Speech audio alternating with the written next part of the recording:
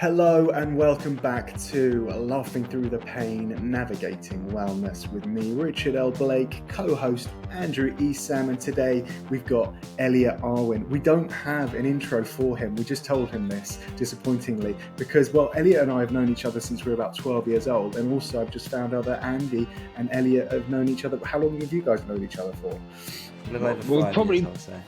Yeah, through a mutual friend. Mutual friend. Sean Carey, a South African living in southwest London. Who knew? Really? Who knows everyone in southwest London? Okay, well, yeah, Elliot and I went to school together many years ago, and he is now going to tell us a little bit about his adventure. And it is a real adventure. It's not just like, hey, this guy's gone on an adventure. He has actually done an adventure. He's actually rowed across the Atlantic. And apparently it was all Andy's idea. I didn't say that. We were in a pub, I think, in July 2020, of course, observing all the lockdown rules. And after a few local weapons-grade ciders, Elliot told me he was thinking of rowing the Atlantic. And I must say, I thought, sounds like something someone would say after a few ciders. I actually think the idea is Sean and I were looking for a bit of an escape out of lockdown. It was one of those windows where we had a bit of freedom, and we thought, why not? Why don't we go down to Bristol and skateboard from Bristol to Bath along the old disused railway line? And we ended up in Bristol, had a few ciders with Andy and Sean's mutual friend, Ollie Palmer, who had rowed the Atlantic in 2015, I think. And we got discussing what was then called the Talisker Whiskey Atlantic Challenge, which is now called the world's toughest row, which is a 3,000 nautical mile Atlantic crossing by rowboat from San Sebastian in La Gomera to the Canary Islands. And Sean and Andy mentioned this to me and said, I think you'd enjoy it. And I thought, after a few, as Andy says, weapons grade competition ciders, I thought, yeah, probably would. And then actually I went home and I couldn't get the idea out of my head. And so in December 2020, when the race set off, I inquired with the race as to the process of entering, and found there was a 3-year wait list, realized that I'm not sure I could have kept anyone else as obsessed with this idea as I was at the time, and signed up to do it solo. So in December 2023, I set off from San Sebastian in La Gomera and rowed solo, unsupported, 3,000 nautical miles across the Atlantic Ocean. That sounds intense. For our international listeners, where exactly are these places? So the Canary Islands are just off the west coast of Africa, small Spanish set of islands, and then Antigua is in the Canary Islands, one of the most easterly, middle of the range of the, did I say Canary Islands? I meant Caribbean. So in the Caribbean, in the sort of middle of the sort of string of islands, one of the most easterly, so one of the closer to, but it's still all the way across the Atlantic Ocean. Yeah, so unsupported. And the motivation for it initially was the adventure, as you say. I wanted to go and discover something completely new that would be completely alien, quite majestic at the same time. Spend some time on my own discovering something, the mass expanse of sea that is the Atlantic. Second, I really wanted an autonomous campaign. I work in a family business, so I wanted something that was my own, something that I could take ownership of, create a campaign that was something that I created. And then thirdly, the ability to raise funds and awareness for a cause are huge with something of that gravitas. And actually in February 2020, I was fitted with a pacemaker after 4 or 5 years of being in and out of hospital trying to get cardiac arrhythmia under control.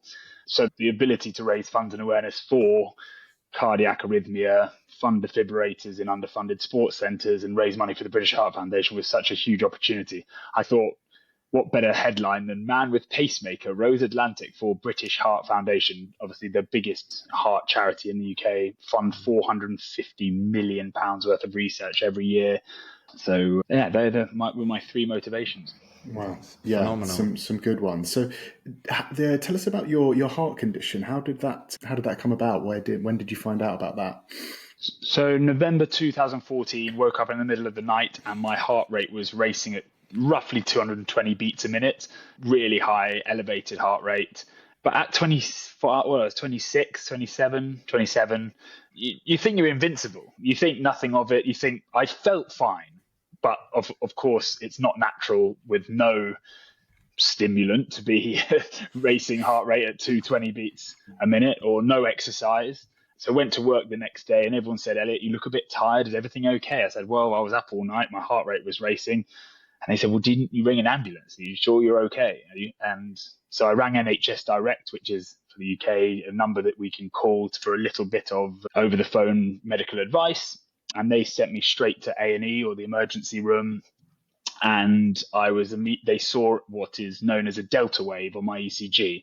It indicates a shortcut between my atria and my ventricles, which can cause my heart to go, or cause your heart to go into what's known as supraventricular tachycardia, which is essentially the racing of your heartbeat as the electrical signals within your heart loop rather than take a consistent beating pattern. I was then sent to a cardiologist. Well, actually, I was sent to a cardiologist direct from A&E, and I was referred to the wrong cardiologist. He turned around to me and said, look, I am a plumber, not an electrician, as in heart being the two main parts of your heart are the plumbing, obviously your arteries and the way that the blood is pumped, and the electrician being the way that the electrical signals within your heart tell your heart and the muscles to beat within your heart. So, but he gave me first lesson in what the electrical signals in our heart do, how it enters from your central nervous system into your sinus node. The sinus node then beats your atria, the top part of your heart, the two smaller chambers.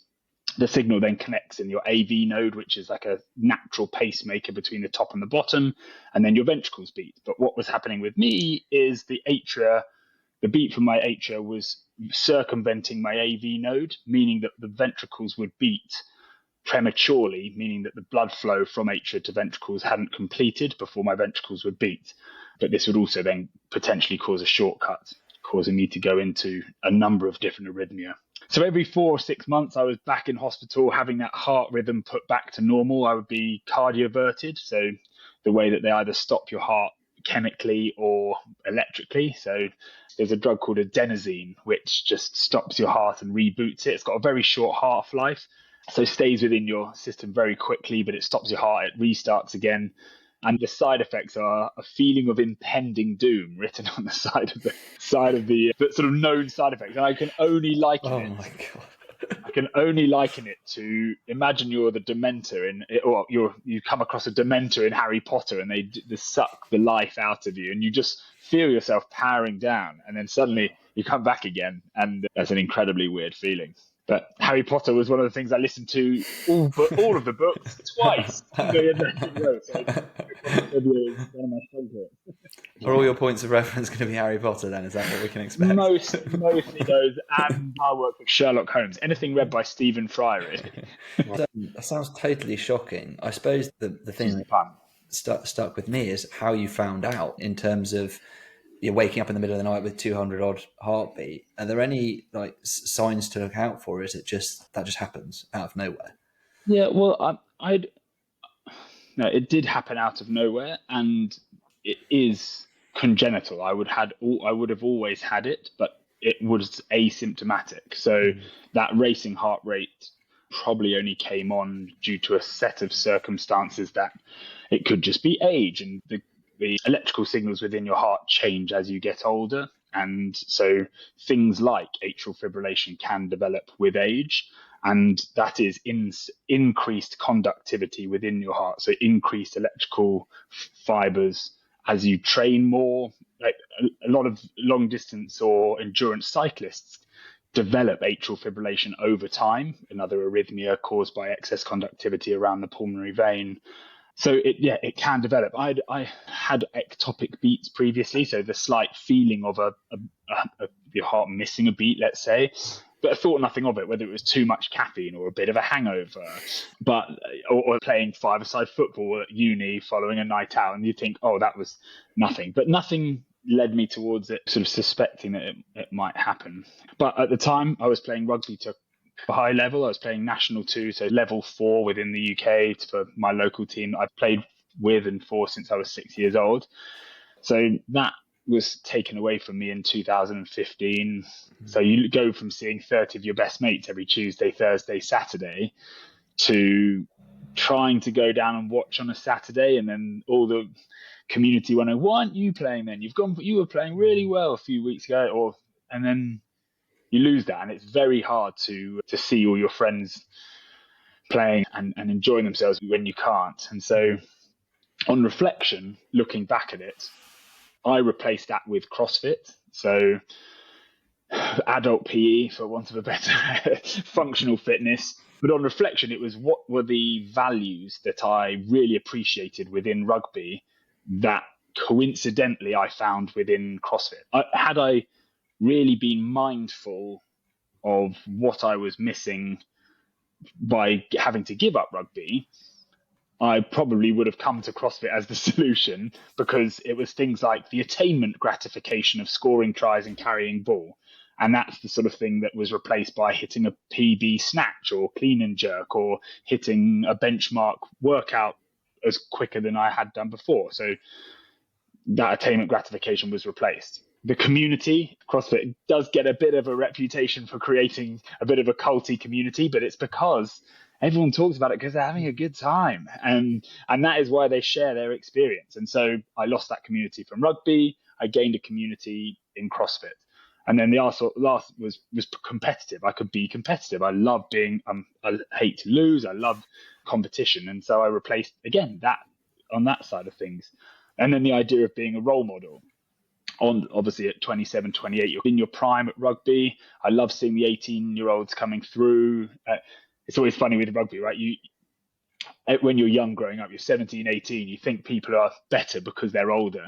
And then suddenly you think everyone's better because they're younger and fitter. And at no point do you realize, actually, I might be in my prime. But in hindsight, 27 was probably when I was playing my best years. So I missed maybe retired on a high there. But again, coming from a rugby power background, I was quite strong. No technique at all when it came to Olympic lifting, but it was fun to be able to share that experience with others at the same time. So in hindsight and reflection, it was the perfect match. And now if I was to lose something, analyzing the values of what I appreciated about that, it would be much easier to transition, and sort of that value analysis was hugely valuable for lessons during the row as well.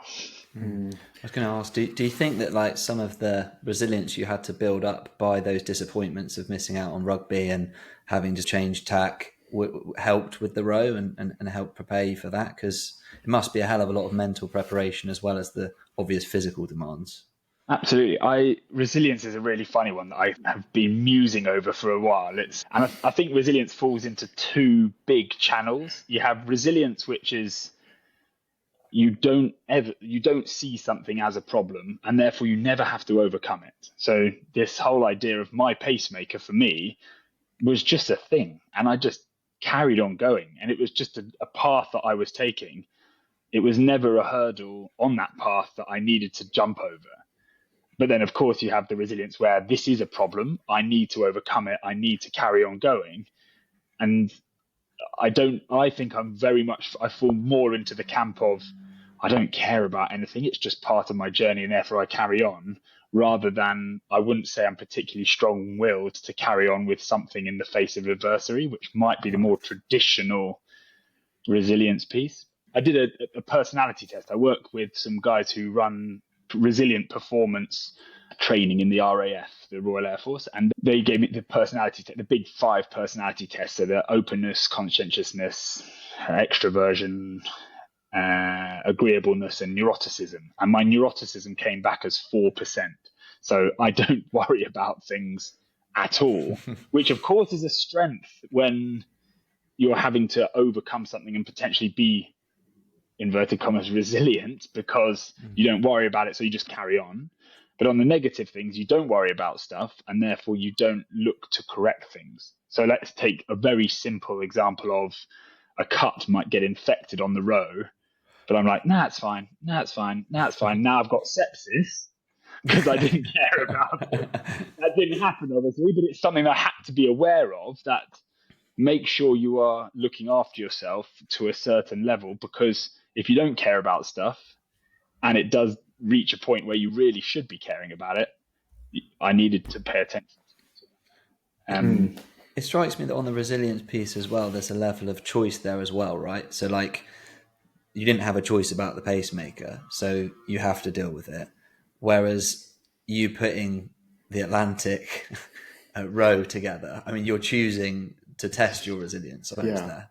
Well, yeah, what I'm noticing there, a thread, is purpose. I think purpose is so important, especially for men. I know this heteronormative, but you had purpose. You were rugby, you were playing at Twickenham. That was taken away from you. You then had CrossFit, you had purpose. You had the CrossFit Games, your leaderboard, your Fran time, your snatch. And then your next purpose was, right, well, I have to get from point A on this side of the Atlantic to point B. And that resilience, I think without that purpose, without that goal, maybe that resilience wouldn't be there. Is there any truth to that? Absolutely. I think there's a huge correlation between those who have heart procedures or heart diagnoses that slip into depression very quickly.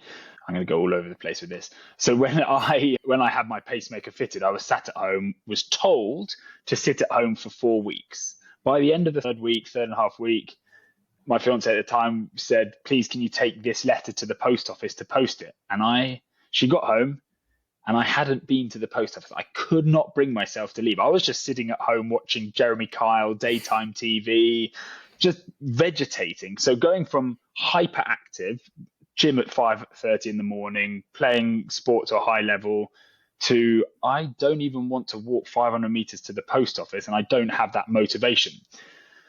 In hindsight, so I did a lot of work with these guys again on self-determination theory and what aspects of motivation we can look at in order to analyze why we may have lost motivation. So in that instance, I had lost all autonomy. I could not do what I wanted. And so I was told to sit at home and do this for 4 weeks. But at the time, I didn't really think about, I've lost my autonomy. Therefore, that is the reason. And therefore, this will pass after 4 weeks when I gain my autonomy back and my competency. I will be able to then do I'll be able to regain motivation. So those aspects of self-determination theory being autonomy, competency, and relatedness. And they really helped during the row, because halfway through the row, I realized I wasn't going to win the race, which was one of my goals. And I lost all motivation to carry on for a little while, which would have been a lot longer had I not had this tool of why am I losing this motivation? How can I be more mindful to the understanding as to why I've lost this motivation, and then what can I do about it? Can you break that down a little bit more, that the relatedness, autonomy piece there? What do they mean exactly? So the autonomy would be I just like it to control. So if we are able to decide our own destiny, this self-determination then gives us motivation. If that autonomy, i.e. our control of our destiny, is taken away, it's very easy to be demotivated very quickly. And so that is the first pillar we look at of motivation. The second is competency, our ability to do a certain task, or the task in hand, or something that we are expected to do as well. So if you haven't got autonomy and it's something you're expected to do, if you don't have competency, of course, if you're not good at something, you lose the motivation to do it. If you are forever trying to do something and it just doesn't pay off, you very quickly want to stop doing it because it's really tedious. This is why I can't learn Spanish, because I'm just terrible at it. Yet you can't learn Spanish yet. That is that is one philosophy that I've worked. I can't play the piano yet. Just a bit of a growth mindset there. But then the last one is relatedness, being a community. But if you don't feel relatedness is not just community, but if you don't feel connected to other people who are potentially requiring you to do this task, or other people who are involved in this task in somehow, if you don't feel a connection to them, then it's you might feel isolated. You don't want to engage in this activity anymore because you just feel lonely, essentially. So the example I use from the row is I was coming ninth in the race after the first week. So in the race, there are 39 boats mixed between solos, pairs, threes, fours, fives. So a solo boat coming ninth within the first week. The wind and weather was pushing us all in the right direction. I was rowing 18 hours a day, really flying along. And then the weather just stopped just before Christmas. And I took a more southerly route, and the solo rower that ended up winning the race took a more northerly route. But at the time, I was doubting myself as to what could I have done better. I was losing motivation to, of course, necessity keeps you going, as if you don't row, you don't get to the other side. But at the same time, the motivation to really participate and grasp the race and be present was disappearing. And so I looked at these three things, like what is it? What within that sort of self-determination pillars, or those self-determination pillars, am I missing? So that autonomy piece, the weather, I couldn't control the weather. I was being told, the weather was saying, this is what's happening to you.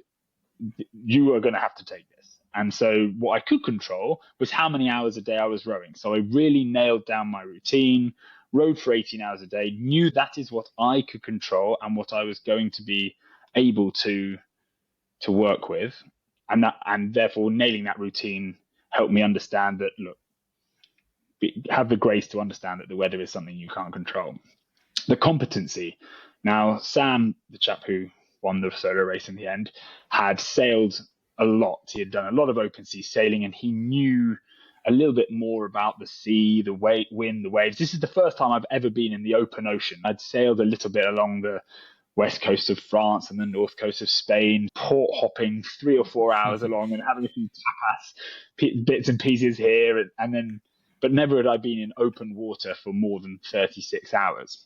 And so understanding the waves and how to trim the boat and what angle to the wind and how the rudder was going to behave. And I realized that I didn't have the competency that he did. And potentially I realized I had over prepared physically. I was probably the fittest and strongest person within the race, but I definitely wasn't the most competent when it came to seafaring. And I underestimated how much of an impact that could have on the race. But then reframing that, it was a huge opportunity to learn. And that's one reason I'd love to do it again, just to not waste that education. And relatedness. I had lost a bit of contact with my weather router. I got one text message a day saying the weather is going to be like this and this for the next 5 days. Do this course. And I text back and say, the weather's not doing this. Any advice? And with satellite comms, it was quite tricky. There was a language barrier. They were Dutch. I don't speak Dutch. And I don't think we had the best method of communication. And so I felt a bit isolated. Of course, I was in the middle of the Atlantic Ocean on my own, and therefore, by very nature, I was isolated. So I spoke on the satellite phone to my brother, my youngest brother, who traditionally not got along that well with. But I gave him a trigonometry lesson from the middle of the Atlantic to tell him how to work out how far north and west Sam and Liz and Pete, who are the other solo boats around me, were, which helped me bring into this relatedness. It felt that I was then gaining back a team spirit, and every day he'd message me at 12 and I'd look out for it, and I knew that he'd be endeavoring to work it out for me, and that helped me bring my motivation back and bring a bit more of that. Yeah, I helped that self-determination, and allowed me to feel a bit better about myself and get on with it. Can you talk a bit more about the importance of routine? Because obviously rowing 18 hours a day sounds pretty bleak, but to me, what other things did you do to perk yourself up or keep yourself disciplined in that regard? So going back to the personality test, my conscientiousness is really low, and that's dominated by disorderliness. So one of the best things about rowing solo is the autonomy. One of the worst things about rowing solo is the autonomy. You're not beholden to anyone's rowing pattern. So normally if you're rowing in a pair, you row 2 hours on, 2 hours off in some kind of pattern, or same if you row in a 4. But as a solo rower, you can row however you like. And so most of the day I would row 3 hours on, 1 hour off, and then I'd sleep for a 4-hour bracket at night, or row that 3 hours. But what I do to make sure that I nailed my routine, it was start a stopwatch every time I started rowing, and then stop it after I stopped rowing. And I'd make sure that I was doing at least 15 hours of rowing a day, obviously then resetting at midday, which was the thing I really held myself to, is minimum of 15 hours of rowing a day on that stopwatch. But in terms of perking myself up, I ate a lot of nut butter. I had these sort of I had these protein-enriched nut butters that also have L-theanine and caffeine, so they are perfect to calm the central nervous system, but whilst also keeping me awake and active. Who makes them? Yeah, is this a home brand? Resilient Nutrition. They're a really great brand. And they also have a 24-hour ration pack, which is 1,600 calories, just over 1,600 calories. And at one point I was really hungry, and I knew I was depleted. I knew that I needed a few more calories that day. And I just polished off all 1,600 calories. And then I read on the back, it said, consume 1 serving at a time. It's like 16 servings. I know, yeah. But it's I only lost 5 kilos, and I put that down to the amount of food that I ate and my ability, and the fact that I ate consistently up to the row as well, and didn't ever, no diet, and I didn't try and put on weight. I just slowly had a calorie surplus all the way up to the end. Ended up leaving at 105 kilos, which is probably a sort of normal weight for me. I'm now 106, but I dropped down to 97 at the end of the row. Lost a bit of muscle mass, but gained a bit of fat, but that's purely to do with sort of stress levels and trying to control that. To give us an idea of that, how long were you at sea for? 44 days and 1 hour. Yeah. Wow. So rowing for 15 to 18 hours a day, eating roughly 10,000 calories. So that would be split between 3 or 4 rehydrated freeze-dried meals. So for the first, and then the rest in biltong, nuts, seeds, nut butters, flapjacks, Haribo, everything you can possibly imagine, trying to diversify things purely for taste and your ability to just eat more of something else, it seems, rather than just more of the same thing. But for the first 5 days, because the weather was so big, we had 6 to 8 meters of waves of swell, which is huge when you're sitting on the sea floor and just looking up at this big washing machine coming towards you. That can be, it was quite exhilarating. I couldn't be bothered to boil water to then rehydrate my freeze-dried meals. So I was only eating my snack packs. So snack packs being dried meat, nuts, seeds, Haribo, all the sorts of things that don't need extra water. So I was eating 10,000 calories of those. So there are 2 of those packs. So race rules are you have to take 60 calories per kilogram of body weight. So I took 6,600 calories per day for 85 days as a solo. So you had to take all of that with you from the start? From the start, yeah. Okay. So Okay. Completely unsupported. Everything came on the boat. All food was, packed in. I had a day's worth of freeze-dried meals, which was 3 freeze-dried meals, which included a breakfast plus a soup, which I didn't touch one of them. I thought it was such a good idea to have a freeze-dried soup, but it's like 200 calories. I didn't boil any. So I only boiled water twice. Realized it was such a faff, and then rehydrated all my meals cold. But so therefore the soups just took an irrelevance, really. My breakfasts were a rehydrated freeze-dried muesli, chocolate muesli or berry muesli. I'd always have a nut butter in the morning, then supplement with a nut butter at some point in the day. 3 o'clock in the morning, I'd have a flapjack. So I just got into this funny routine of flapjack at 4 in the morning, biltong at 6 in the morning, breakfast as sun rises at 9 o'clock. Thing that you underestimate. So when I was training, going all over the place, but when I was training in the summer on the south coast of England, you get 14, 15 hours of daylight. As you go across the equator, you only get 12 hours of daylight and 12 hours of night. So it's quite a lot of nighttime.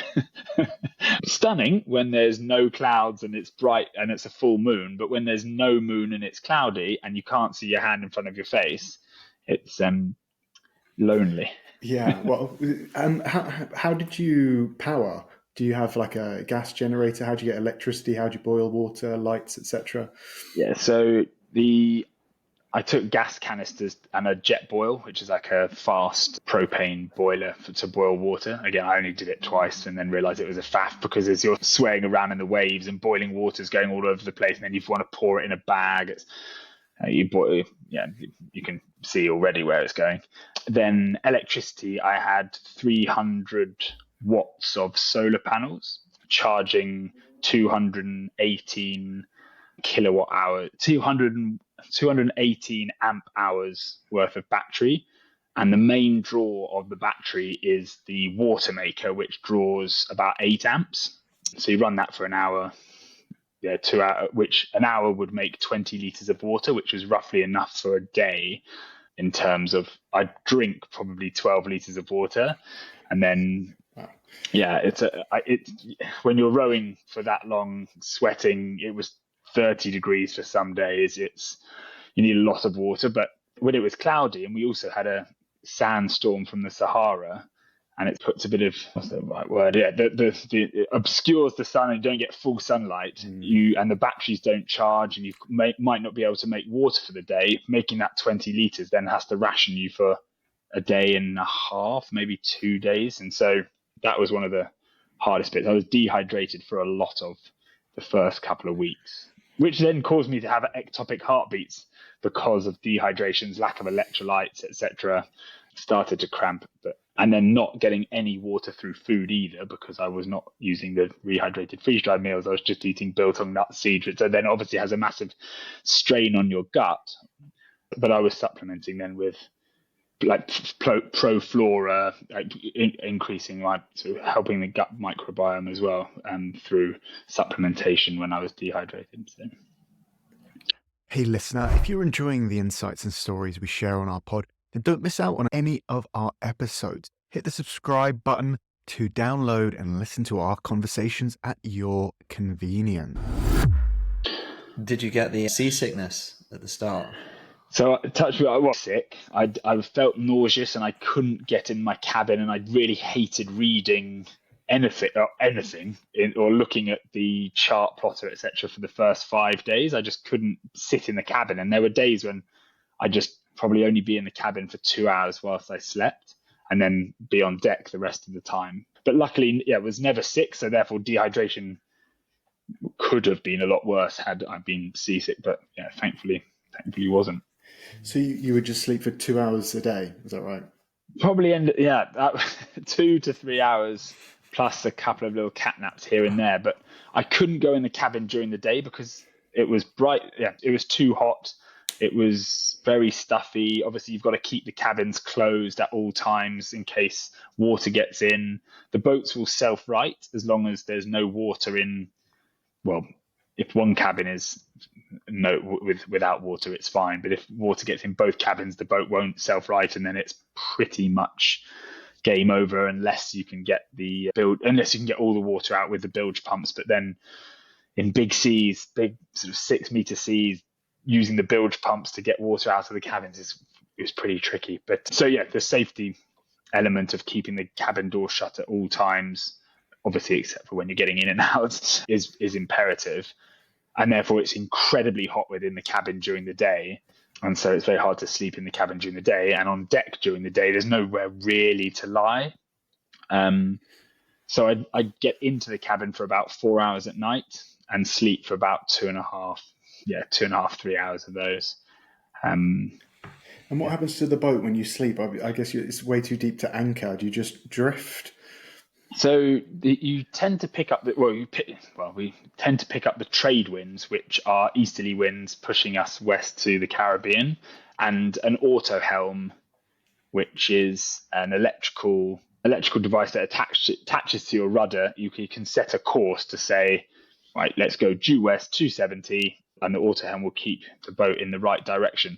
The problem is if the wind and the swell aren't in the right direction, either the auto helm can't keep you in the right direction, and in which case you either have to just carry on rowing because you need that movement through the water, so that propulsion to keep the rudder steering in the right direction, or you can put down what's known as a parachute anchor, which is a 9-foot, 3-meter parachute that sits in the water at least 1.5 wavelengths away from where the boat is. So if the swell is 10 meters, let's say, what was I thinking, 10 seconds apart, it's about 30-meter wavelength or something like that. And so you need it to be at least 45 meters away from the boat, so that if you're on the crest of the wave, the parachute is on. And so if the wind is blowing you in the wrong direction, that parachute keeps you hopefully static, depending on where the current is at the same time. Wow.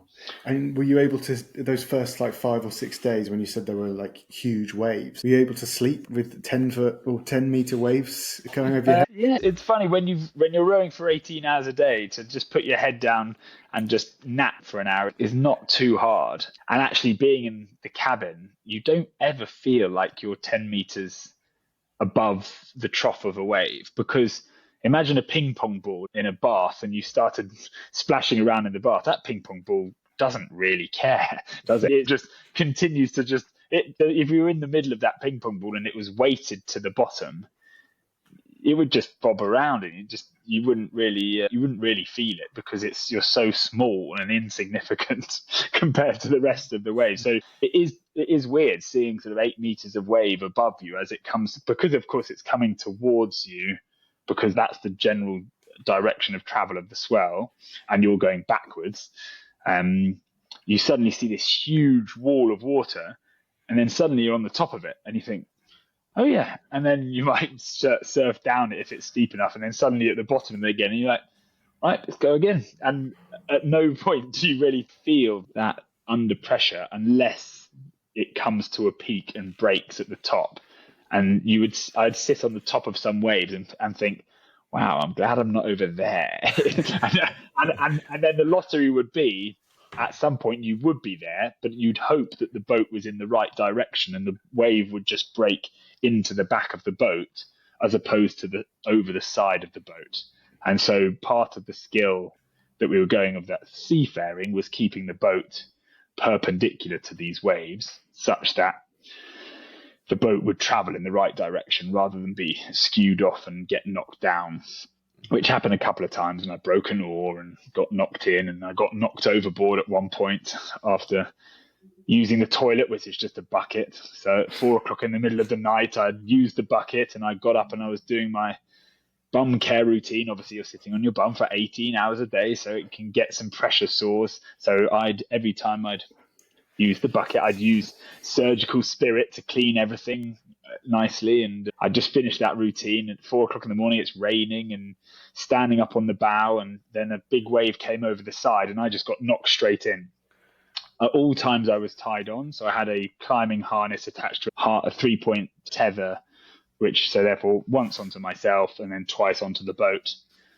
And had I not been attached, I'd be probably at the bottom of the Atlantic now, and the boat would still be floating somewhere. But you don't even have time to register that is the case. I was back on the boat, muscled up back onto the boat as quickly as possible, got on the boat and thought, wow, that could have been a lot worse than it was. But at no point, it was the acute panic, but it was there and gone so quickly that I didn't even really register it. It's only in reflection that you think, yeah, that was quite scary. That does sound absolutely terrifying. Like worst nightmare scenarios for me. I was just thinking of your sleep routine, Rich, and comparing it to Elliot's 2 hours a day. Yeah, I got earplugs, nose adapter. I've now, mouth tape. You didn't do any of that, Elliot? Mandibular advancements plates as well. Yeah, I don't think that would work along the Atlantic. But yeah, you obviously, not got lucky, but you took the precautions when you got thrown overboard. But does anyone else, were there any other disasters in your race? Any other bad stories, unfortunate accidents? One chap died. He had a cardiac event that I don't think it's been completely released yet. I actually got a text message one day from my weather router saying, have you heard what happened on the Aussie Old Salts boat? And you think, nope, what has happened? Like, are you any more information? And then I actually spoke to my mum just after that, and she sounded really off, and I had no idea. I was like, "Okay, are you okay? Like, I'm in the middle of the Atlantic. You sound like you don't want to talk to me. This is really weird." And that happened, and then I got a phone call. So every day we had a satellite phone that had to be monitored between 1 and 3 in the afternoon, and I got a phone call from the duty officer on my sat phone that day, and said one of the chaps in the Aussie Old Sites boat had died, and had a heart attack or sudden cardiac arrest. I don't know which. And obviously, with my heart history, it hit pretty hard. And the quip I used to use when people say, "Oh, are you going to be okay to row the Atlantic with a pacemaker?" I used to say, "Well, my heart's less likely to stop than anyone else's." And it was very weird for then that to come true. And that was,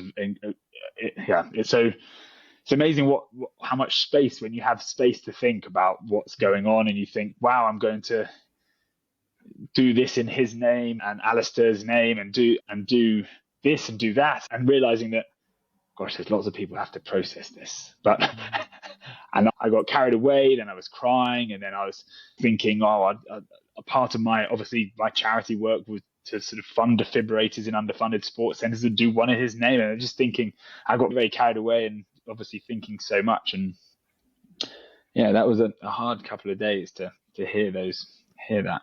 Mm-hmm. Yeah, I bet. Absolutely. Yeah. Very sorry to hear that. Really sorry. Yeah, and then on the other thing was, one of the boats got pierced. Well, 2 or 3 boats got pierced by a blue marlin. So every year, blue marlins, they hunt the small tuna that are eating the goose barnacles that attach themselves to the bottom of the boat. So every now and again, you have to get into the middle of the Atlantic and clean the bottom of the boat with a scraper to clean off these goose barnacles, so that fish, well, 1, it makes you go faster because you don't have the excess drag, obviously, and 2, little fish eat the goose barnacles, then bigger fish come to hunt the little fish. And blue marlins, the way that they hunt is with their beak, and their beak, they try and pierce or slap fish with their beak. And they don't mean to, but the beak can sometimes end up going through the boat. And every year it happens to 1 or 2 boats. This year it happened to 2 boats, I think 2 or 3 boats. And I heard the story of the girls who were actually videoing it as it pierced the boat, and they fixed it with a champagne bottle and epoxy resin and a fender. And then after I heard that story, I was followed by a blue marlin for an hour. And I'm like rowing, just seeing this. It was actually the 3rd blue marlin I saw. So I thought, right, 3rd time unlucky. They're the most incredible, majestic creatures, huge black shadow, amazing beak, like this iridescent sort of swirly tail, but at the same time incredibly anxiety inducing. And so I see this fish following me, and I'm rowing and splashing, trying to keep it away. Then it through my mind, I'm just thinking, where are my bungs? Like the bungs that could plug a hole. Where's my epoxy resin? Who am I going to call first? Where in the boat is it going to pierce? Do you think it'll get the electrics? What happens if it hits the water maker, i.e. the reverse osmosis machine that makes water? Would it incapacitate the water maker? Will it incapacitate my communication system? Like, where's my satellite phone? Should I put my satellite phone on deck? Should I stop rowing and try and scare it off? Should I prod it and the number of thoughts that go through my head it was true anxiety, worrying about what was going to happen. Obviously there was nothing I could do until it happened, and if it happened, but it didn't happen, thankfully. But yeah, that was when people say, what was the most scared? When were you the most scared? And that was it for an hour. And then the other was going overboard. But that was only immediate acute fear. And then this was chronic hour worth of anxiety fear. Yeah. That sounds fairly awful. A lot of people listening to this will probably be thinking, I can't believe you're considering doing it again. But can you just maybe describe the feeling when you finish, and kind of sense of accomplishment you must feel? It's so strange because I did a lot of visualization work, but in order to prepare. Do you manifest? Absolutely. Yeah, you believe in all that. Yeah. Yeah, and I'd lay down, dark room, ocean sounds, close my eyes and picture what it was going to be like on the boat. What was it going to be like in 8 meters of waves? What was it going to be like when I was followed by a blue marlin? How would I fix something if this was going to go wrong, and work my way visually through the boat and be on the boat and work my way through. And so coming to the end, I had visualized the end so many times in my head that it was just, this is it. I've already done this. It's relax. I found it just part of the process. and I think going back to that personality test, my excitement for things is also really low. And so when people say, it's not that I don't appreciate it and I'm not, these things happen and that sense of accomplishment, but it was the acute event of finishing was just a piece of the path, right? It's not a destination. It's still part of that journey. And whether it was the beginning or the end or part of the middle of the Atlantic, it's all one. Mm-hmm. I never saw it as, oh wow, I've now finished it, because it was just the process that keeps on going, and it hasn't stopped, because we're doing things like this, and I'm raising more money for charity, and hearing stories of people gaining confidence with their heart diagnosis that they can get out of bed or play with their grandkids or run for the bus because they saw that I had rode the Atlantic. It's all still part of that process and journey, and at no point did I see it as the end, if that makes sense. Yeah, it does. So do you think that doing the visualization of the success robbed you a little bit of the joy of actually finishing? Definitely. No, but it is. So the race give you, well, they tell you to set off your flares, and there's a video of me arriving in English Harbour waving the flares around. And ever since I saw that was the ending, and I'd seen other people do that, I thought, that's not me. I don't think I want to wave around flares. But then when someone's shouting in your face, congratulations, welcome to Antigua, get your flares out, but you do get in the moment. It makes for a very good video. Our mutual friend Ollie definitely loved that moment, by the way. You could see in his face, he's absolutely loving it. And so did you have to, how was it adjusting back to, so you start in December, you said, and I think we finished, end of January or something? Yeah, 26th of January, yeah. How's it been adjusting back to normality? It's really interesting. And I was chatting to my therapist the other day, and now I can't remember the name of the Buddhist state that is like purgatory. Rich, will you be able to help me? It sounds like, anyway, he's saying it's a period of flux where you want space, but you also want to be doing things. And that describes it perfectly. And it's this massive oscillating situation where I need to fill the gap of the priority within my life for the 3 years prior to the row was the row. Any space in time that wasn't work or home life was filled with rowing or rowing admin. And when that disappeared, the uncertainty as to what my priority is very difficult to replace. And so finding an activity to replace that was hard. But then at the same time, and so therefore I was trying lots of different things. I took up BJJ, I've done my motorbike license, I've started Muay Thai, I've tried to keep myself busy as to finding my feet as to what I'm replacing the row with. But then at the same time, missing that space to think. There is that way, although the stimuli of the Atlantic are huge and quite daunting, there's very few of them. It's just the wind, the waves, a bit of sea, as in a bit of rain. You come home and there's so many more distractions, and the phone and the traffic, and what am I going to have for dinner, and electricity bill and my mortgage renews and all of this stuff. And then that space to think is what I think I'm missing the most. And so I need to find a way of thinking and bringing some catharsis into a process that isn't this void of a low. Whilst there's the high of the finding a new activity, the low and the sort of calm, I need to have some more discipline into finding that space to think. It's great being on the motorbike now, because you have to be paying attention to the road and the where you're going, and you don't listen to music. And and the same kind of happens in the car, because you don't have that distraction. And taking a little drive in the car or on the bike allows a little bit more of a thinking space. And I also came up with a concept for a book whilst I was on the row. And I think in the process of writing that is going to give me a lot more time to think and process and have a discipline a discipline to think and allow space to think is really important, I think. Yeah.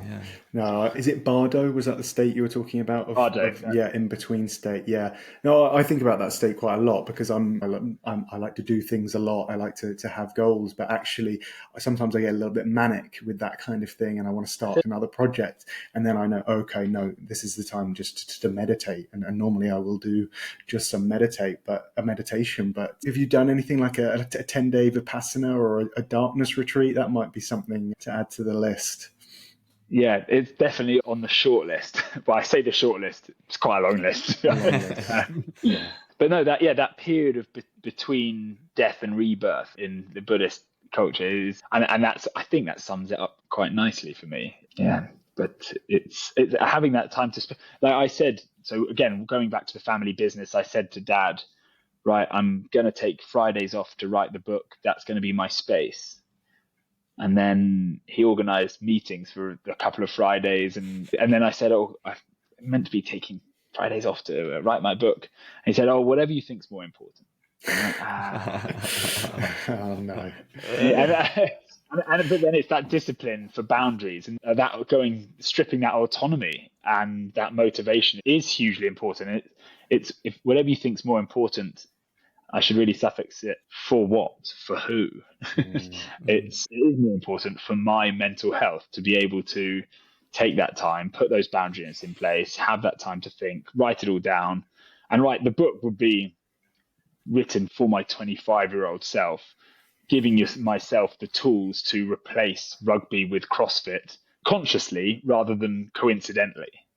And anecdotal stories around that motivation, purpose, identity, what path one should walk. Don't reduce yourself to a noun. So the title of the book's going to be Not a Noun.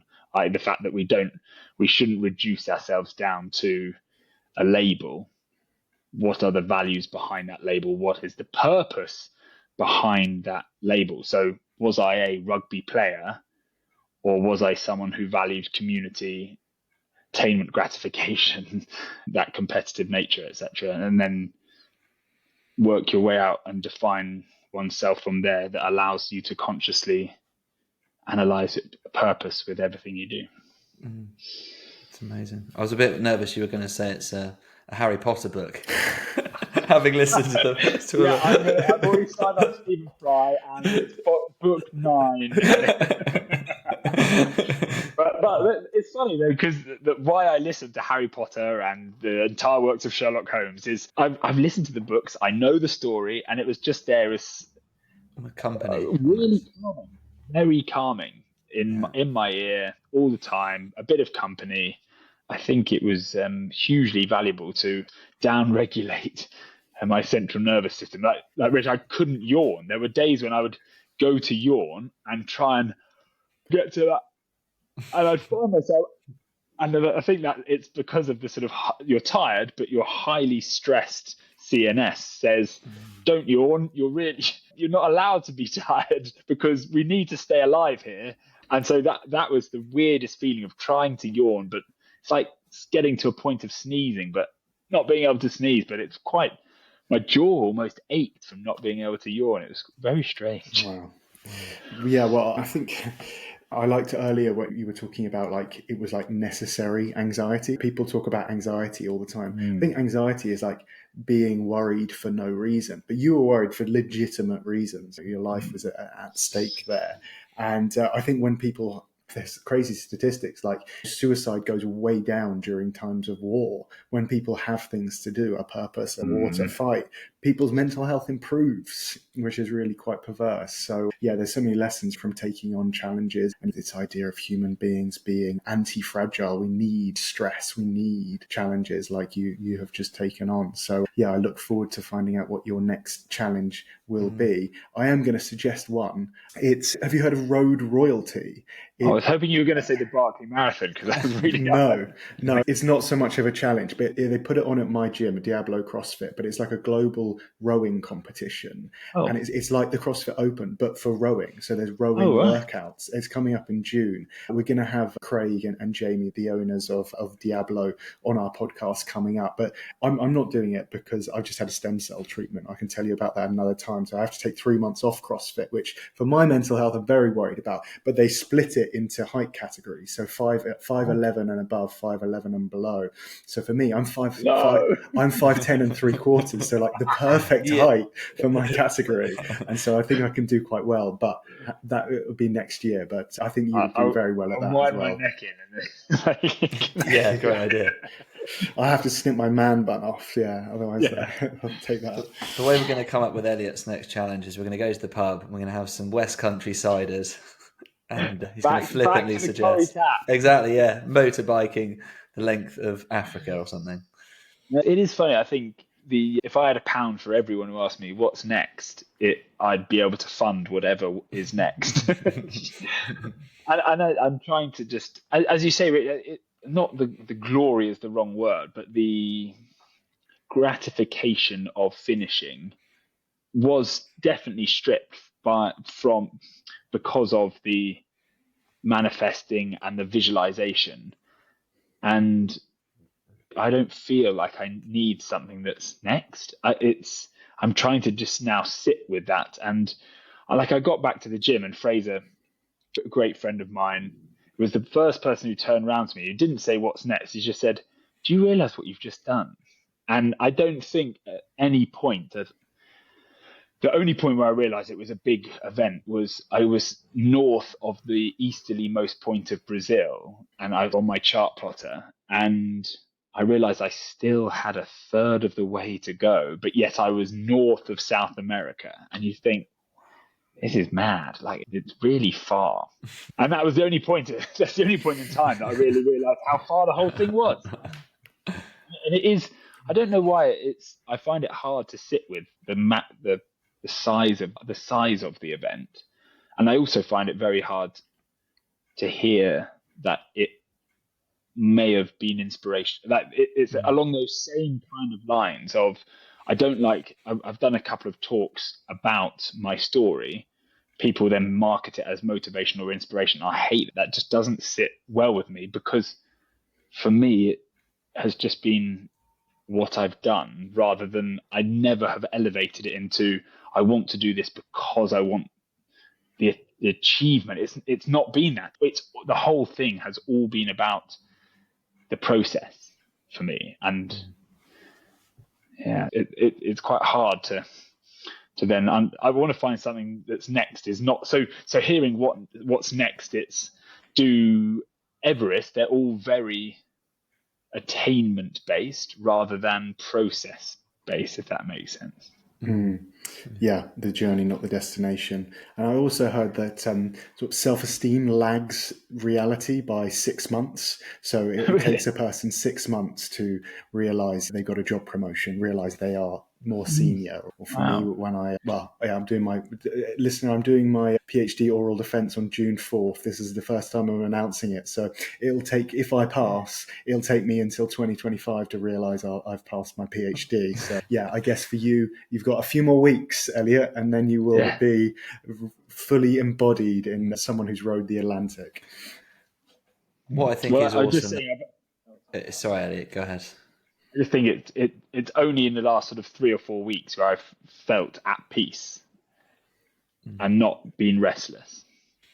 Well, I think it's good that you can recognize what you're doing for other people, even if it's just noticing, because what you're doing is inspirational. I think that word is bandied around a lot, but it's, rowing the Atlantic with a pacemaker is just an unbelievable effort. And I'm sure if I was in a similar position, I would feel particularly inspired by that.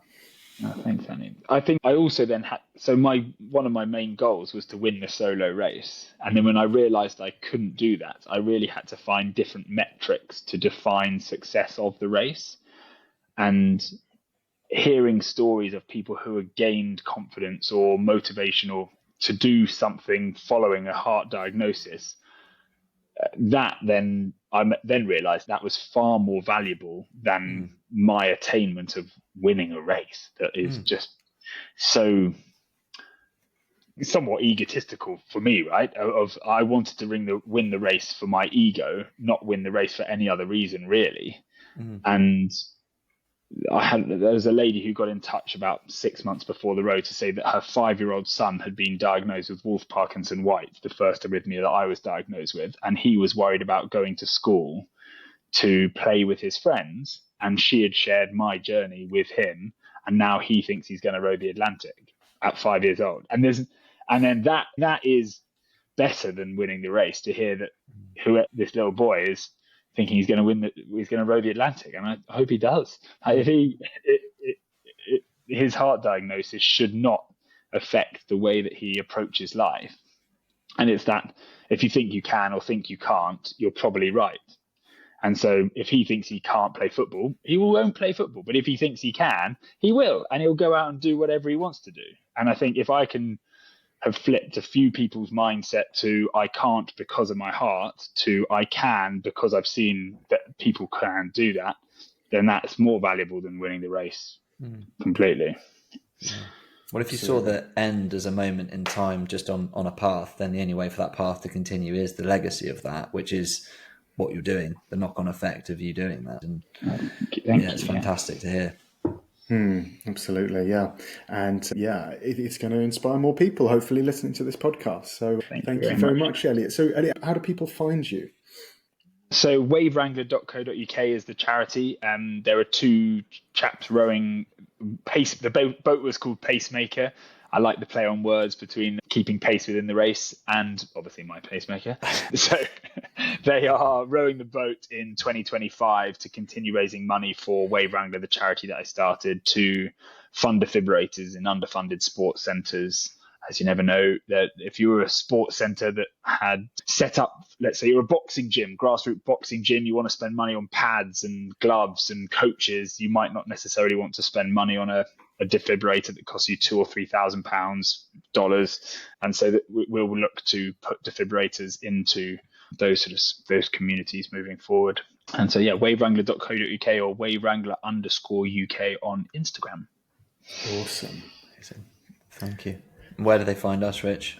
They find us on all good podcasting sites, Laughing Through the Pain, Navigating Wellness. I am at The Breath Geek on Instagram. Andy is at Andy Esam. All right. Well, thank you, Elliot. Thank you, Andy. Thank you, listener. Like, subscribe, follow, leave us a review. You know the drill. All right. See you next time. Bye-bye. Bye. Thanks so much, chaps.